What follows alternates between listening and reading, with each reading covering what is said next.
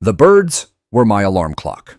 Every morning since I retired, I let their warbled songs filter through the open kitchen window while I sipped my first cup of coffee, Moss Ones.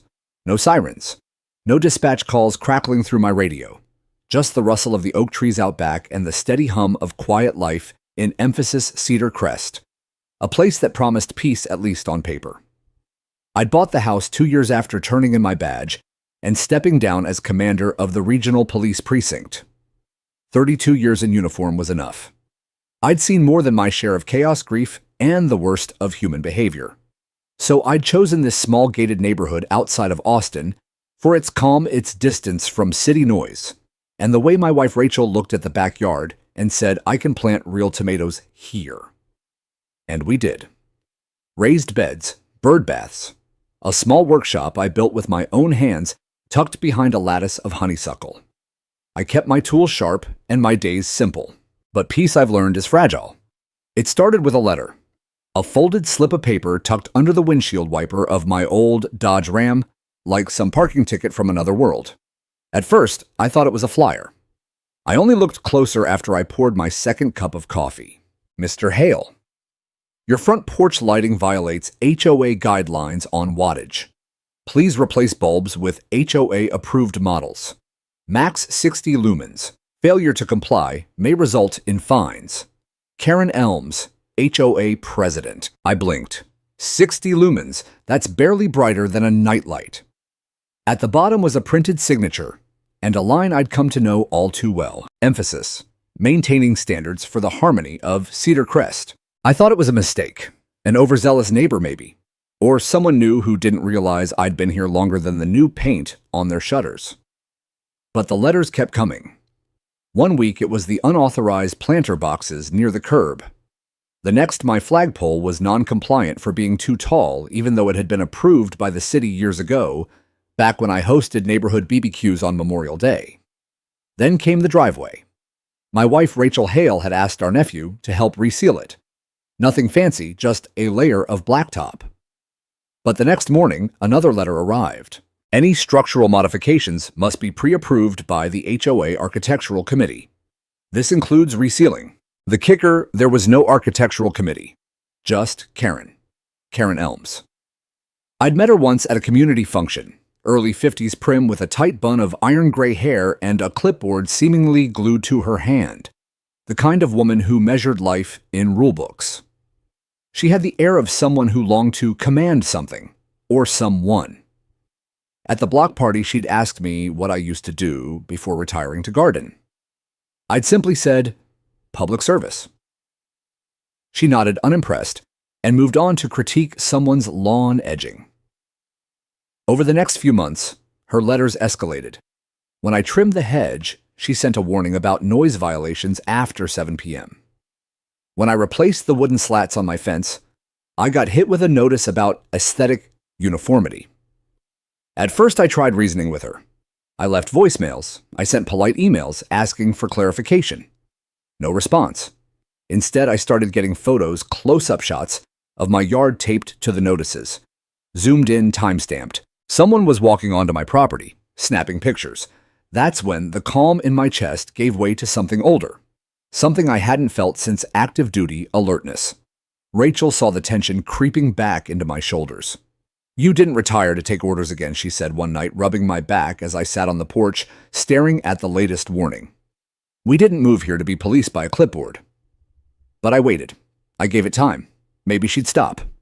Maybe Karen just needed control over something and I'd be her seasonal project. Then came the Friday morning in early June. I was in my workshop fine-tuning a cedar planter box, music low, tools tidy. The kind of morning that keeps your blood pressure low. Until the knock. No, not a knock. A pounding. Sharp. Authoritative. The kind that rattles the soul before it reaches your ears. I opened the door and found 2 officers standing stiffly on my porch. One of them was young, barely past his academy training. The other, a woman mid-30s, sharp eyes, kept her hand near her belt. "Mr. Hale," she asked. I nodded slowly, heart already sinking. "We've had a report of unauthorized construction on your premises," she said. "We need to ask a few questions." Behind them, at the end of the sidewalk, stood Karen, arms crossed, chin lifted. That same smug righteousness she wore like a badge. She didn't wave. She didn't need to. She thought she'd won. I felt the adrenaline coil low and familiar. A part of me wanted to laugh. Another part, the old part, had already scanned their badges, read the shift insignias, and noted the body cams. But I didn't show my hand, not yet. "Officers," I said calmly, stepping out and closing the door behind me. "You're responding to a complaint from the HOA." "Yes," the younger one said, glancing nervously at his partner. "We were told you're doing unpermitted work that may affect structural safety." I gestured toward the shed. "That's been here 2 years. Fully permitted. Want to see the paperwork?" The female officer raised a brow. "You have it on hand." "I always do," I said, and handed over a folder I kept in the cabinet by the workbench. Inside were permits, city inspections, and photos, all marked, signed, and sealed. She flipped through it slowly. Karen was inching closer now, trying to listen in. I turned to the officer. "Anything else?" She looked me over again, eyes narrowing like she was seeing something she couldn't quite place. "No, sir," she said, closing the folder. "Everything checks out." "Good," I replied, taking it back. Then casually, I reached into my back pocket and pulled out the ID I hadn't used in public in years. It was a small black leather wallet, creased at the edges. When I flipped it open, both officers leaned in, squinting at the silver shield and laminated credentials. Their eyes widened. The younger one took a full step back. The woman blinked, then straightened. "Commander Hale," she said quietly. I nodded. Karen's smile vanished. Whatever she'd expected, anger, compliance, humiliation, was gone. She had called the cops on me. And now she was watching those same cops say, "Yes, sir," to the man she tried to fine for painting a fence. Karen didn't say a word that day. She watched the officers nod respectfully, then return to their squad car without writing a single citation. Her face twitched, barely, but I saw it. The flicker of confusion, the cracks forming in her perfect composure.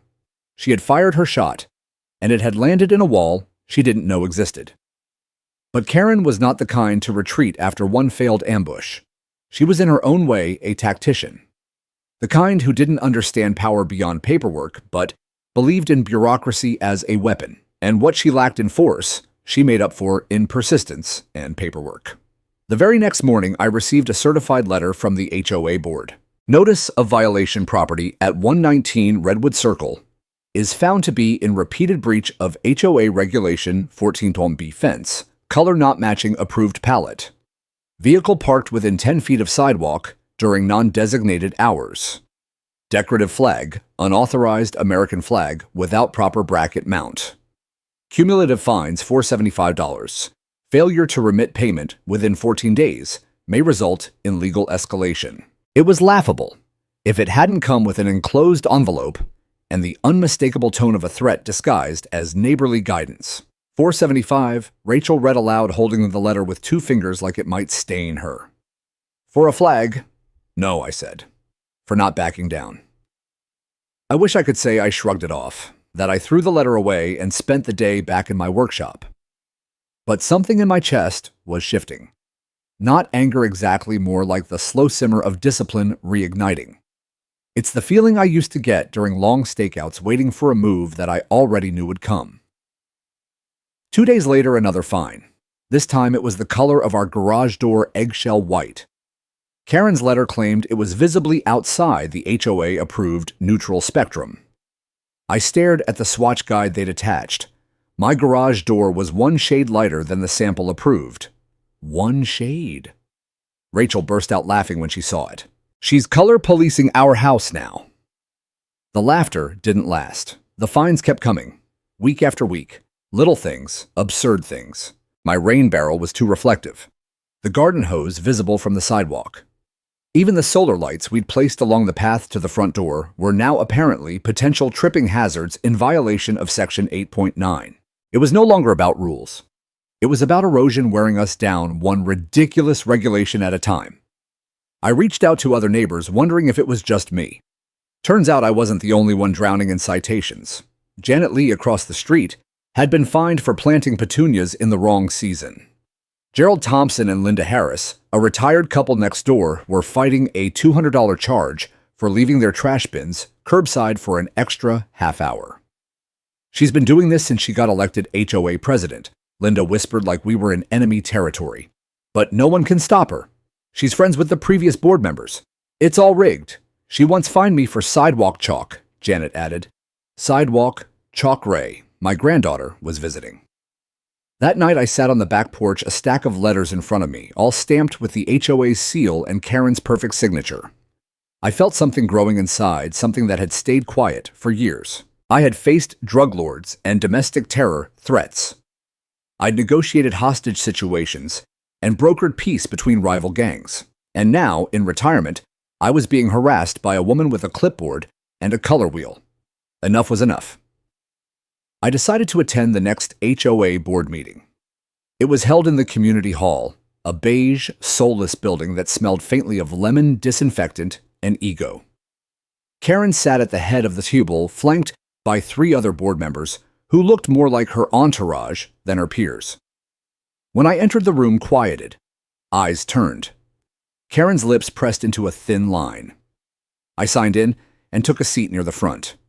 She began the meeting with the usual platitudes. We're here to maintain the beauty and harmony of emphasis, Cedar Crest, she said, voice clipped. We take our bylaws seriously, and we expect every resident to do the same. I raised my hand. Karen's gaze flicked to me, then quickly away. Yes, Mr. Hale Ray, please, I said calmly. I just have a question. When was the last time the bylaws were reviewed for legal compliance? The room rustled. Karen cleared her throat. The bylaws are reviewed annually by the board, but not by legal counsel, I asked. Silence. One of the board members, a younger guy named Stephen Brooks, looked nervous.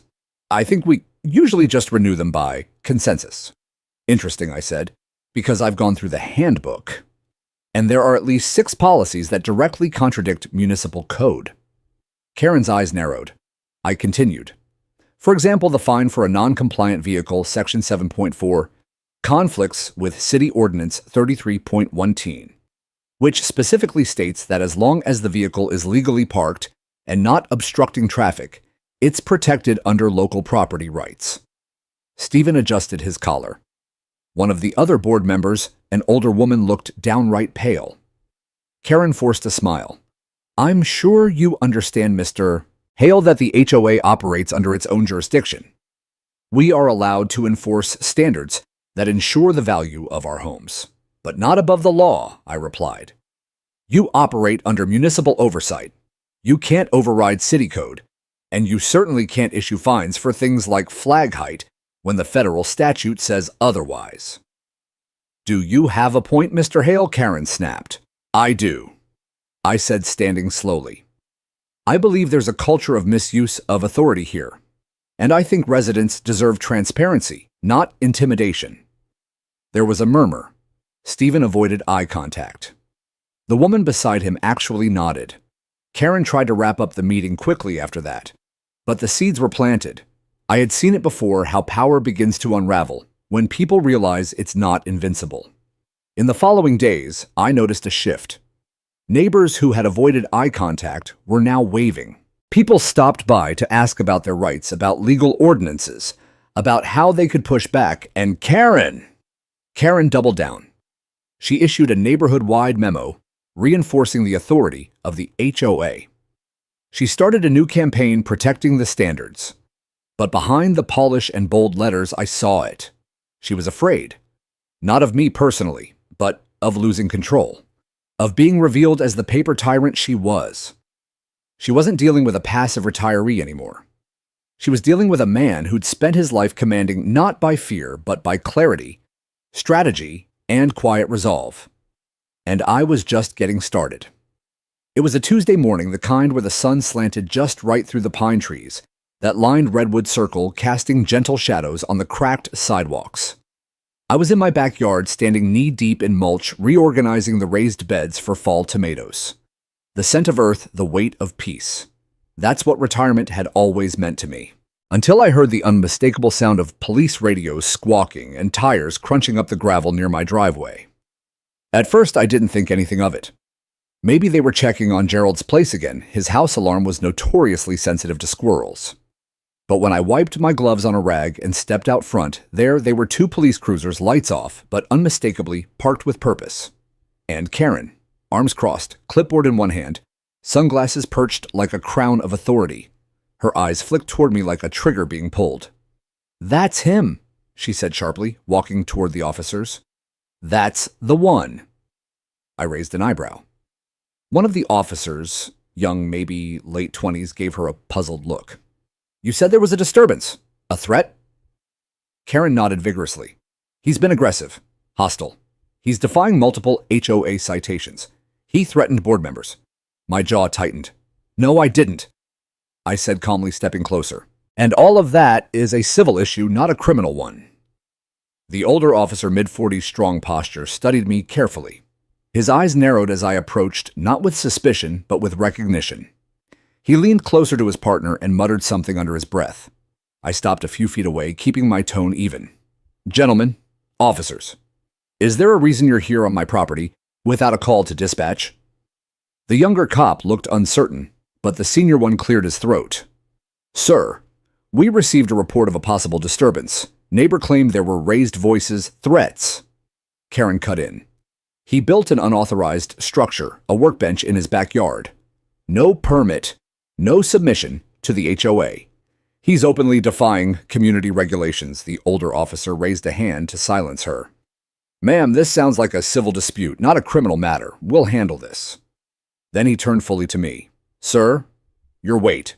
Aren't you—" I gave a faint nod and reached for my wallet. With deliberate clarity, I pulled out my identification. A polished badge slid into view, nestled in the leather holder.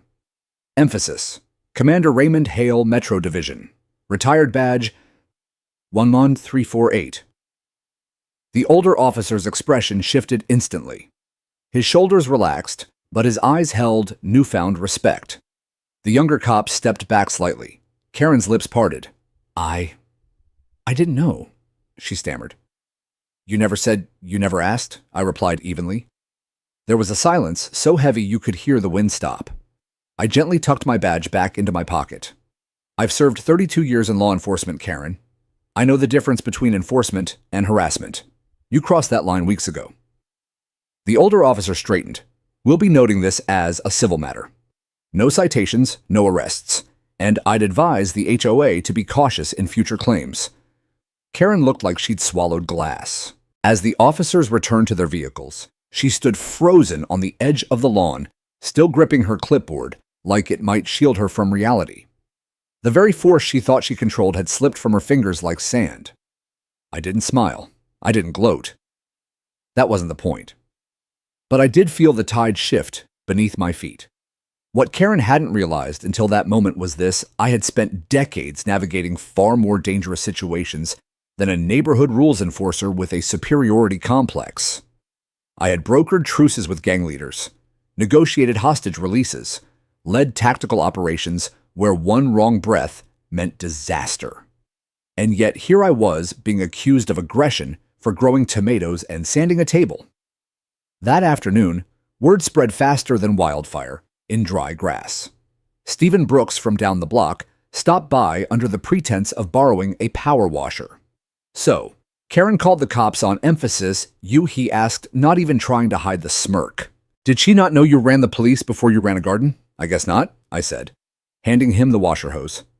The stories started rolling in from neighbors, whispers of other times Karen had overstepped. "She fined me for having a wind chime," Janet Lee told me. "She said my camper was an eyesore and had it towed without notice," Carlos Martinez said. It was as if a dam had cracked and people were finally ready to speak. I kept my head down for a few days, knowing Karen would retreat, regroup, and return with another tactic.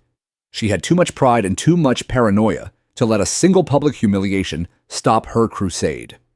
Sure enough, 3 days later, another letter arrived. But this one wasn't a fine. It was a formal complaint issued to the HOA Legal Advisory Board, alleging I had intimidated law enforcement personnel and misrepresented myself to avoid HOA compliance.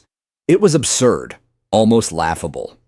But it was also dangerous. Because if there's one thing I learned over a lifetime in service, it's that people like Karen weaponize perception. They don't need truth, they just need noise. Enough noise to confuse, distract, delay. So I did what I always do when things get complicated.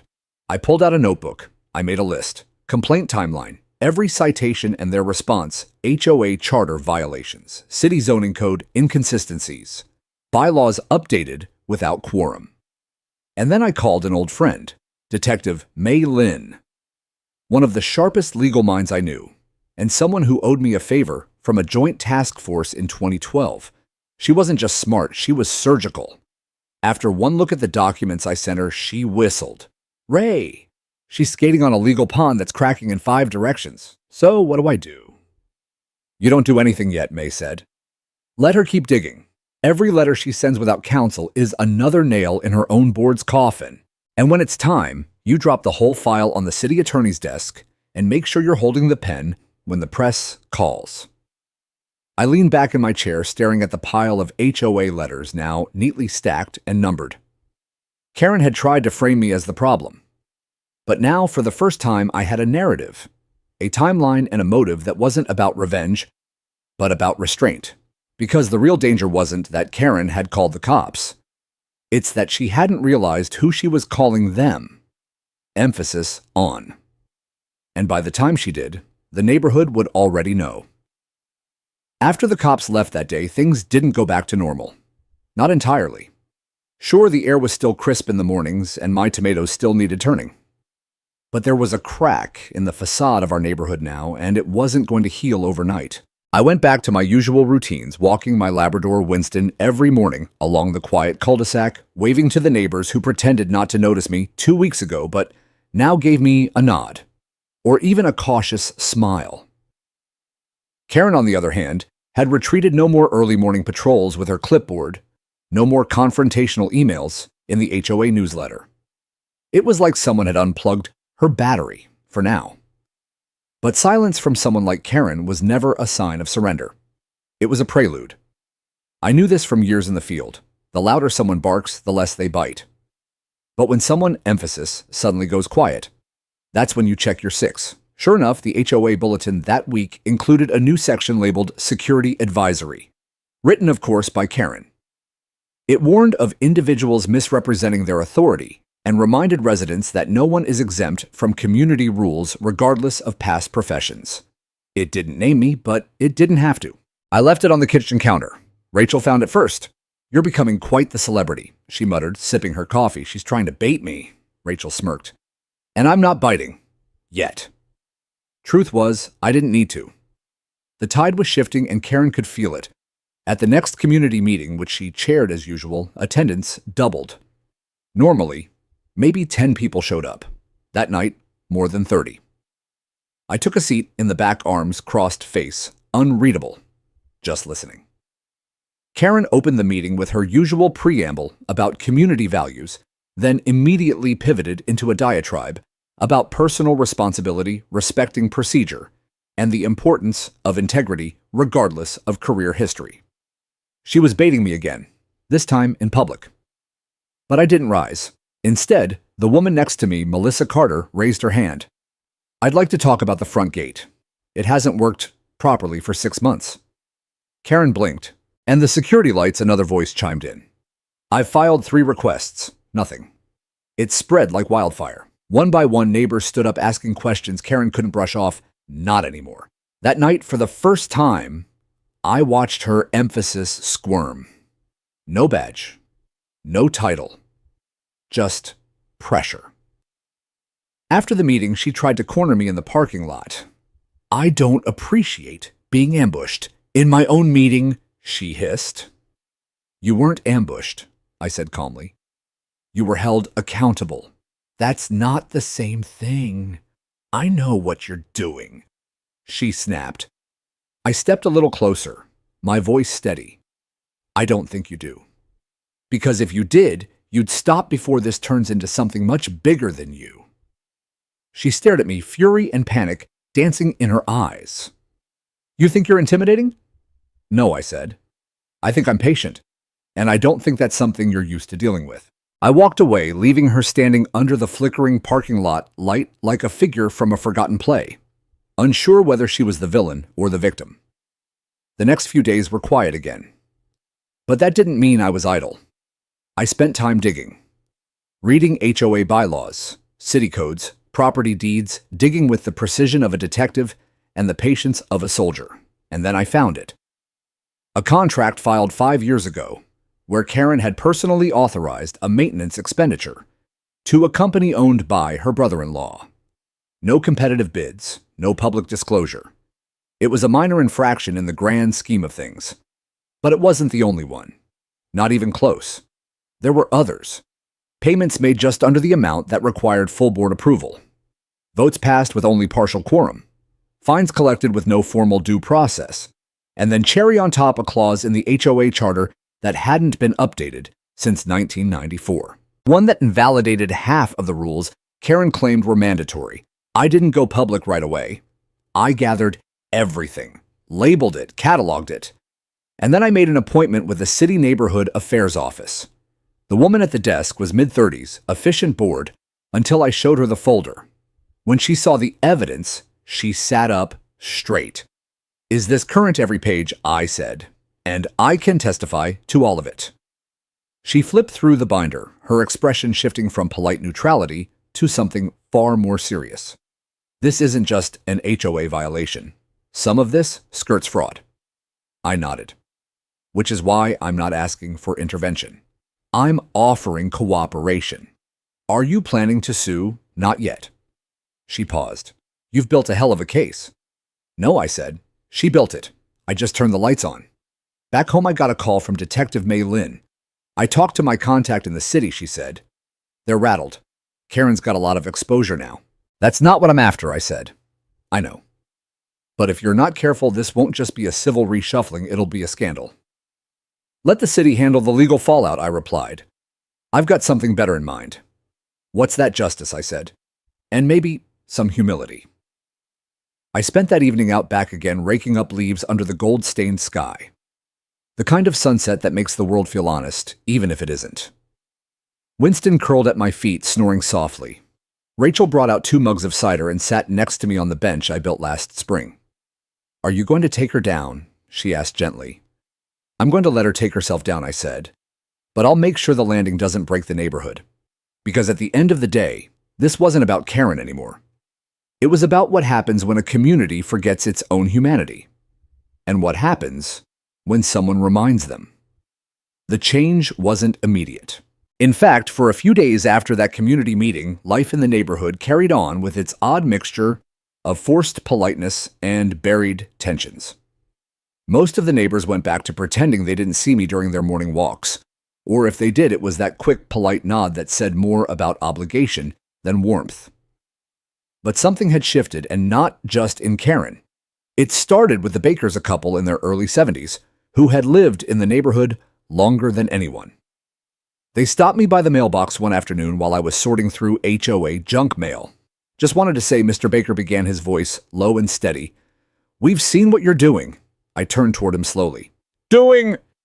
He looked over his shoulder to make sure no one was watching, standing up to her, to them. Not many would. I gave him a modest nod. "Just doing what needs to be done." Mrs. Baker smiled a little sadly. "People are tired, you know. We paid our dues, followed the rules, and still got fined for planting sunflowers 3 inches outside the border." They walked away without another word, but the message lingered like morning dew, soft, real, and impossible to ignore. Over the next few days, those whispers turned into quiet conversations. Not full-blown rebellion, not yet. But neighbors began stopping me while I walked Winston or watered the lawn. I saw the footage Carlos Martinez said. "From the day Karen called the cops, can't believe you didn't say anything." "I didn't have to," I replied. "But she had no idea, right, who you really were?" I shrugged. "She never asked." Carlos shook his head, smiling. "Damn poetic if you ask me. By week's end, I wasn't just being nodded at. I was being, emphasis, invited. Backyard barbecues, neighborhood walks. May Nguyen even asked if I'd speak at the local neighborhood watch meeting, not as a cop, but as someone who knows how to handle a bully without turning into one. I declined the public speaking gig. I wasn't ready to stand in front of a crowd. Not yet. But I started to realize something important. Karen's grip on the neighborhood wasn't loosening because of anything dramatic I had done. It was loosening because, emphasis, they had begun to remember their own power. They didn't need me to lead them. They just needed to remember that Karen didn't own them. And Karen could feel it. A week later, she held an emergency HOA board meeting. The email went out under the subject line, "Protecting Our Standards." I didn't attend not out of spite, but because I knew exactly what the meeting would be damage control dressed as leadership. But others did go. Melissa texted me halfway through. She's panicking, blaming outside influence for unrest. Someone brought up the fraudulent maintenance contracts. Her face turned red. Another message followed from Derek Wilson, a neighbor I barely knew. "You really lit the match. We're behind you. Let us know what you need." I didn't respond right away. That night, I pulled up the neighborhood's original development blueprints. I had gotten them from the city office last time I was there. As I traced the familiar streets and lots with my finger, something caught my eye. A narrow parcel of land just behind the HOA office building, oddly marked, oddly shaped. It was listed as easement adjacent private parcel. I checked the parcel number, cross-referenced it with the public property database. It wasn't owned by the HOA. It wasn't owned by the city either. It was emphasis for sale. Silently. No public listing. No signs. No open bids. Just a quiet private listing buried inside a broker's archive, probably hoping someone from the HOA would notice and quietly scoop it up before anyone else did. But someone had noticed. Me. I called the number on the record. A woman named Rhonda answered. Calm, businesslike. "Yes, that parcel's still available," she said. "Been on our books for a few months." "Why hasn't it sold?" "Zoning confusion," she admitted. "A lot of folks assume it belongs to the HOA. It doesn't. Clean title. Just needs the right buyer." I asked her to email the documents. 10 minutes later, I had the deed, the plot survey, and the current asking price, shockingly reasonable for what it represented. Because what it represented was leverage. The next morning, I called my investment broker. "I need to cash in that dormant annuity. And I need to move fast." He sounded surprised. "You sure that account's been sitting untouched for 15 years, I'm sure. Can I ask what it's for?" "A quiet piece of land," I said, with a whole lot of noise wrapped around it. Rachel watched me from across the kitchen as I made the transfer official. "Are we really doing this?" she asked. "We are." "Won't this make her come after you all harder?" I sipped my coffee. "She already has. This just makes sure I'm not standing in the open." That week, the sale went through. I didn't tell anyone. Not yet. Instead, I waited for Karen's next move. Waited to see how she'd react when the ground under her feet wasn't hers anymore. And when the time came, I'd be ready to show her. Because sometimes, justice doesn't knock. Sometimes, it just emphasis owns the doorframe. I waited exactly 5 days. 5 days of Karen acting like the queen bee, once more parading around HOA meetings, emailing warnings about trash bins left out, too long barking at teenagers for skateboarding near the park like they were hardened criminals. She even filed a formal complaint against the Martinez family for unauthorized seasonal decorations because their Halloween display had a fog machine. 5 days of pretending nothing had changed. But everything had. I had the deed framed, not because I wanted to show off, but because I needed to. Emphasis, feel the shift. To remind myself with every glance that I wasn't just reacting anymore. I was setting the stage. And Karen had no idea she was standing on it. But power, I've learned, doesn't unravel all at once. It frays slowly. A thread here, a stitch there. And the more you pull, the more you see how fragile it always was. I started pulling. First, I requested access to the HOA's publicly available documents, something every homeowner technically had the right to do, though Karen had a history of losing or misplacing records when those requests came in. But I knew how to file a proper notice, and this time, I CC'd the city compliance officer. I showed up at the HOA office 2 days later. Karen wasn't expecting me.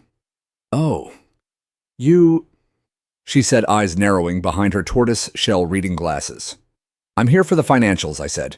"You had 48 hours." She muttered something under her breath and pulled out a dusty binder from the back room.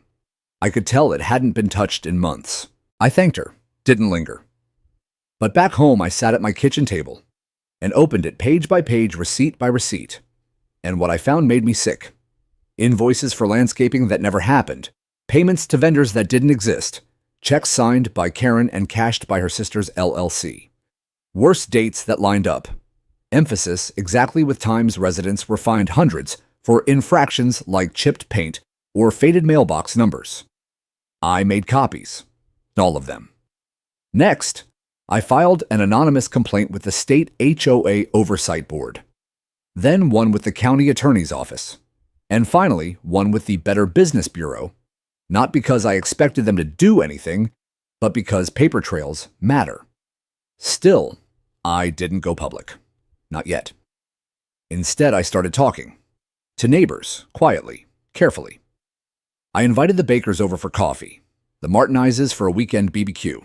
I helped Linda Harris replant her garden beds after Karen threatened to have them dug up for being too invasive.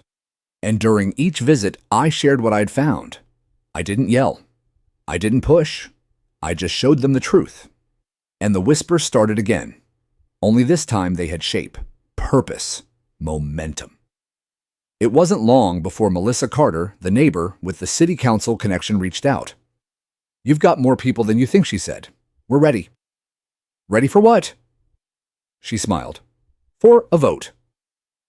Karen wasn't invincible. And under the HOA bylaws, ones she never thought anyone would read, if 60% of homeowners signed a petition, they could call for a full board review, a special election, a complete leadership shakeup. It wouldn't be easy. Karen still had allies. Fear made people obedient, but truth makes them brave. So I printed the petition. I didn't go door to door. I left it with people I trusted. Let them do the talking. Organically, quietly.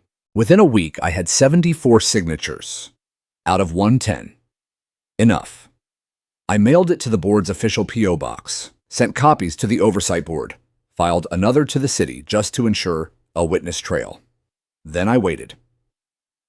Karen called an emergency HOA session 3 days later. Her tone in the email was fire and brimstone. "Attack on order," she wrote. Disruption fueled by outside forces. She still didn't know. Or maybe she did. Maybe that's why her hands were trembling when she opened the meeting that night in the community clubhouse.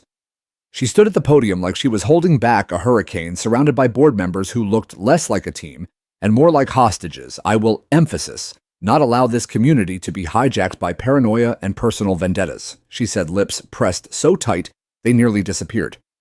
I sat in the back row, said nothing. But one by one, neighbors stood. Melissa read the bylaws aloud. Mr. Baker asked where the landscaping money had gone. Mrs. Martinez held up a bill for $200. She was forced to pay for a supposed noise violation the same weekend Karen had used her driveway for a party. And then, Linda Harris. Sweet, quiet Linda, who had never raised her voice in all the years I'd lived near her. She stepped up and said one word. "Enough." Karen turned to me, then finally. "You did this." "No," I said, rising to my feet. Emphasis, "You did this. I just showed them the mirror." Her eyes burned. "You think this is over?" I didn't answer, because it wasn't. Not yet. The vote was scheduled for the following week. A secret ballot. Independent observers. No tampering. But I knew something Karen didn't. By that time, she'd already lost. Because the minute people stop being afraid, they start acting like owners again. The strange part of power, true power, is how little noise it needs to make. I learned that lesson over decades of service, but it became more real in my retirement than it ever was in uniform. After the morning, Karen called the cops on me, and they realized who I was. The tides had shifted, but I knew better than to mistake that moment for victory. Karen wouldn't back down just because she'd been embarrassed. In fact, people like her tend to double down. And they usually do it in the shadows, so I stayed quiet, but not idle. I began gathering information, not from police files, but from public records, real estate filings, HOA newsletters, archived emails that neighbors forwarded to me when I asked if they'd ever felt harassed. The stories poured in. One neighbor got fined for planting the wrong color mums, another for putting up Halloween decorations too early. A single mom down the street said she'd been threatened with a lien because her recycling bin was out a day too soon. All of it was small. insignificant maybe in isolation. But collectively, it painted a picture of obsession, control, and worse, of a neighborhood manipulated into silence. But I wasn't going to use a badge. That wouldn't solve anything. This wasn't about flexing power. It was about restoring balance. So I drafted a letter. A simple one. No seals, no signatures, no threats, just an invitation. Dear neighbors, you are invited to a community discussion on Saturday at 6:00 p.m. at the Park Pavilion. Topic: our HOA, how we got here, and where we're going. I signed it simply. Emphasis: Raymond Hale resident, not commander. Not retired law enforcement, just a neighbor. I hand-delivered copies to every house I could, folded them, slid them under doormats. I even put a few up at the community bulletin board near the dog park and beside the coffee shop register where Karen's flyers used to hang. I wasn't sure who would show up. But at exactly 6:03 p.m. that Saturday, I stood in the center of the park pavilion and counted over 50 people seated on benches, picnic tables, even folding chairs they'd brought from home. Some were sipping coffee, some whispering, some just waiting. I cleared my throat and stepped forward. I appreciate you all being here. I began my voice steady but low, so people had to lean in a little to hear me. I didn't ask you here to yell or to shame or to fight. I asked you here because something's broken and it's not just fences or flower beds. There were nods, murmurs. I laid down a folder onto the table beside me. Printed emails, photos, screenshots, copies of HOA notices with excessive fines, threatening language, and citations that didn't match city code. This, I said, is what we've lived under, and it's not legal. But more than that, it's not right. Melissa Carter raised her hand. Why hasn't anyone challenged it before? Because most people don't know they can, I replied. They think the HOA is the law, but it's not. It's a contract, and contracts can be renegotiated. An older man, I'd never seen before, Vietnam vet hat, pulled low over his brow, stood up slowly. So what do? We start with accountability, I said. According to the bylaws, any group of residents can call for a special vote if they gather signatures from 25% of homeowners. That means 39 of us. What kind of vote? A young mother asked. A vote to recall the current board, I answered, and to nominate new candidates, people we trust. The silence that followed was heavy but not hesitant. It was the kind of silence people carry when they've waited too long to be heard and are suddenly unsure how to speak. I let it sit for a moment. Then I reached into my pocket and pulled out the petition form I'd drafted. I have 20 names already, I said. Not because I asked, but because people came to me after the incident last week. People who've had enough. One by one, people came forward. The first to sign was Linda Harris, the widow Karen once berated over lawn height. Then came the bakers who'd been fined for putting up a mailbox with a curved top. Then came Carlos Martinez. Then May Nguyen. Then Derek Wilson. When I looked down again, we had 48 names. I locked eyes with Melissa. She smiled. It's time, she said.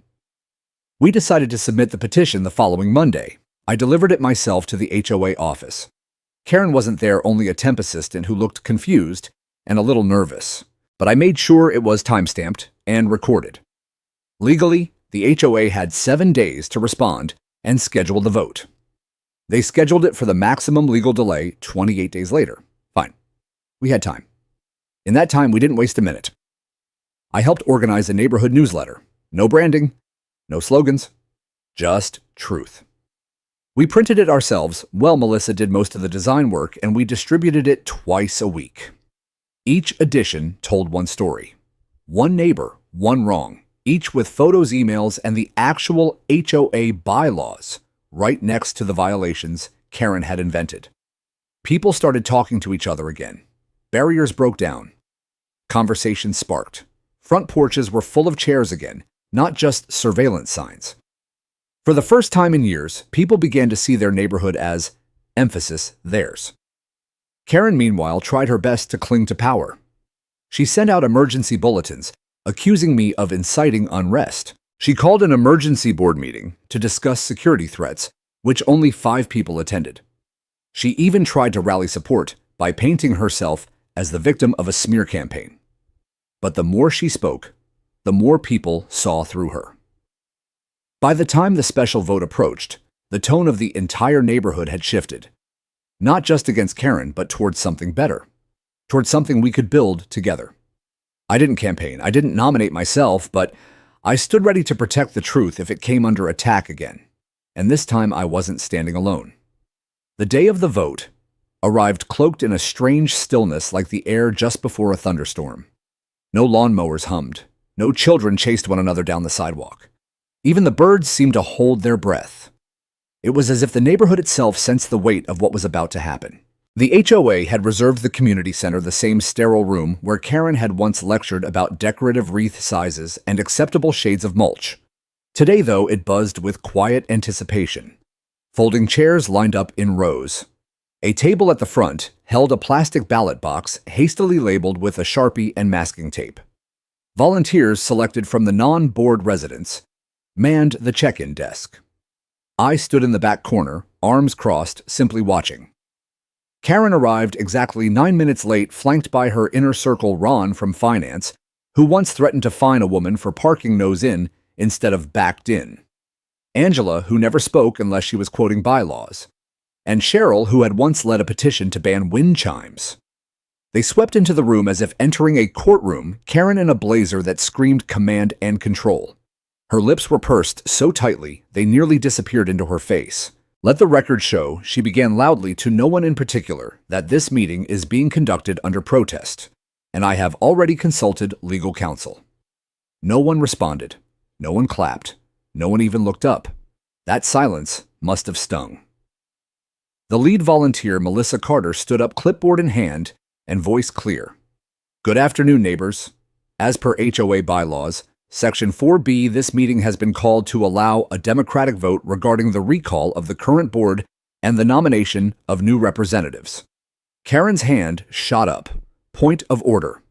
You'll have your chance to speak, Melissa cut in calmly. We'll begin by reading the submitted petition and then provide 5 minutes per current board member for any remarks they wish to make. That petition, those 4 stapled pages of collected stories, signatures, and grievances, rang louder in the room than any gavel ever could. Karen's 5 minutes were tense and hollow. She talked of order of standards, of the danger of mob rule. She painted herself as the last line of defense against chaos, reminding us that without her, holiday decorations would spiral into anarchy and property values would plummet. But the words no longer landed. They bounced off the walls like rubber bullets, loud but harmless. One by one, the other board members spoke. Some admitted they had just followed Karen's lead. Others attempted to justify past decisions. A few, to their credit, looked down and simply said, "I'm sorry." When it came time to vote, there was no shouting, no chanting, no dramatic music. Just neighbors walking up, receiving a ballot, checking a box, and dropping it into the plastic container. Quiet revolution. I didn't vote first. I waited. Let others go before me. Watched as people who'd once been afraid of retaliation now moved with calm purpose. When I finally approached the table, Melissa handed me a folded slip and smiled faintly. "Thanks for lighting the match," she whispered. "I didn't light it," I replied. Emphasis. Karen did. I just made sure people saw the fire. The vote took nearly 2 hours to complete, every household eligible to cast 1 ballot. Once the last slip dropped into the box, the volunteers moved to back to tally. We all waited. Karen paced near the windows, arms crossed, muttering under her breath. Her allies sat stiffly, their expressions shifting from defiance to uncertainty. It wasn't long before Derek Wilson, the quiet math teacher who'd volunteered to count, stood up and cleared his throat. 72 votes cast, he began. 55 in favor of full board recall. 17 opposed. Gasps, then silence. Then a single clap from Carlos Martinez, the mechanic who'd once been fined for installing solar lights. More claps joined, then cheers. Karen stood frozen. Melissa turned to her, voice steady. "You have 24 hours to surrender HOA credentials, passwords, and financial access to the Transitional Committee. You are no longer authorized to represent this community." Karen opened her mouth to protest, but no sound came. Instead, she spun on her heels and walked out. No one stopped her. No one followed. It was over. What came next wasn't jubilation. It wasn't smug victory. It was relief. Like letting out a breath we didn't know we'd been holding for years. People lingered. They talked, exchanged numbers. Someone suggested a potluck. Someone else offered to mow the vacant lot the HOA had ignored. Me. I sat quietly near the window watching the sun dip behind the trees. I hadn't done this for glory. I hadn't done it for revenge. I'd done it because no one else had and because I could. And that night as I walked home, the porch lights glowing from house to house felt warmer than they ever had before. The next morning began like any other, but it carried a strange quiet that wasn't emptiness. It was peace. For the first time in a long while, I sat on my porch with a coffee in hand and didn't feel like I was waiting for a shoe to drop. There were no notices taped to my mailbox, no citations tucked beneath my windshield wipers, no clipboard-wielding shadows lurking around the corner, just the slow hum of a neighborhood breathing again. By noon, the transitional committee, comprised of volunteers like Melissa Carter Carlos Martinez and Derek Wilson, had already begun collecting the records and keys from the former HOA board. Some members cooperated quickly. Others slinked away, no longer interested in participating now that Karen's grip had broken. Karen herself refused to come in person. She sent a manila envelope instead, left anonymously, on the community center steps. Inside was a hastily scribbled resignation letter, a flash drive, and her master keycard. The letter, if you could call it that, was less apology and more accusation. She blamed ungrateful residents, an erosion of standards, and even coordinated manipulation by outsiders, clearly aimed at me. There was no mention of her missteps, no acknowledgement of the fear she'd instilled, no accountability. But that was fine. We didn't need her to confess. We just needed her gone. That evening, the transitional committee asked me to speak at the neighborhood gathering. It wasn't formal, just a few folding chairs set up under the old oak tree by the playground, some lemonade, and a modest crowd of 30 or so people. Melissa handed me the microphone with a smile. "We wouldn't be here without you," she said. But I shook my head before stepping up. I appreciate that I began glancing at familiar faces, some of whom had once crossed the street to avoid confrontation, now nodding with soft encouragement. But this was never about me. It was about us. All of us. I looked around, letting the silence settle. For years, we accepted rules we didn't understand. Penalties we didn't challenge. We were taught to believe compliance meant peace, but that wasn't peace. That was silence. And silence lets bullies grow loud. A few heads nodded. Someone clapped once awkwardly before others joined in. "I won't be running for any official position," I continued. "I'm not here to replace one form of control with another. But I am willing to help, to make sure we build something better, more transparent, more fair." Carlos Martinez stood up from the back. "Then be our advisor, our guide. You don't have to lead, but you can still watch our six." That drew a chuckle from a few veterans in the crowd. "I'll do that," I said, gladly. From there, things moved fast, but they moved the right way. A new election date was set. Candidate forums were announced. Bylaws were reviewed this time, with actual legal counsel, not just Karen's copy-paste interpretations from outdated manuals. The flash drive Karen had left behind held files we hadn't even known existed, some helpful, most damning. Misappropriated funds, inflated contractor invoices, unauthorized fines. We turned it all over to the county. And while formal charges would be up to authorities to pursue, we'd already gotten the most important verdict: freedom. One by one, neighbors began reintroducing themselves to each other. People who'd spent years feeling isolated behind hedges and fences now talked over those same fences, not through citations. We started a community garden, ironic, considering Karen had once fined someone for planting tomatoes in their front yard. That garden now sat right where Karen had parked her private golf cart. Poetic justice in the form of basil and cherry tomatoes. We removed the security cameras she'd secretly installed to monitor property standards. We scrapped the rule book down to its bones and rewrote it with clarity, fairness, and a sense of humanity. And me, I went back to my porch, to my wood shop, to the small joys that had once made retirement feel like a reward. I wasn't commander anymore. I wasn't the nuisance. I was just a neighbor. But now, one who was finally treated like one. Spring came early that year. The air felt lighter, less burdened by unseen tension. Lawns bloomed without worry of citation. Children laughed freely in the park, no longer silenced by Karen's imaginary quiet hours. Life, it seemed, had finally exhaled. For the first time since I moved in, I walked the neighborhood without bracing for confrontation. Neighbors waved. Some stopped to chat. Others offered baked goods, even hand-drawn thank you notes from their kids. One little girl handed me a crayon drawing of a house with a smiley face, and scrawled beneath it were the words, emphasis, thank you for making it safe.